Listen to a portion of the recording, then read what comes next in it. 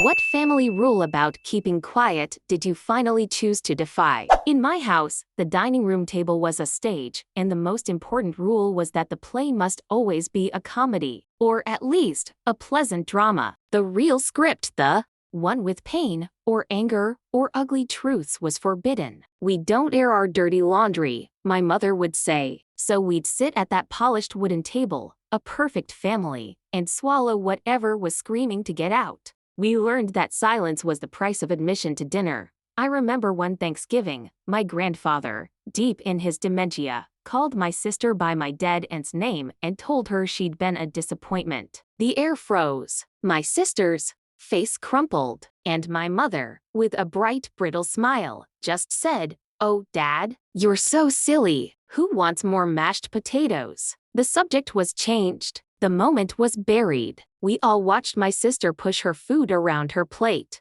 her silent tears making tracks in her foundation that no one was allowed to acknowledge. I looked at my own distorted reflection in the shiny table and hated every single one of us. It went on like that for years. A family of expert pretenders. But last Christmas, I broke the rule. My cousin brought his new boyfriend home, and my uncle, after a few too many glasses of wine, started making quiet, snide comments. Vicious little jabs about their lifestyle. I saw my cousin shrinking in his chair, his partner's hand tightening on his knee under the table. And then, I heard my mother's voice, chirpy and loud, asking about the weather forecast for New Year's. Something in me snapped. I put my fork down. The sound was like a gunshot in the carefully constructed piece. "No," I said. My voice wasn't loud, but it cut through everything. "We're not going to talk about the weather. We're going to talk about how Uncle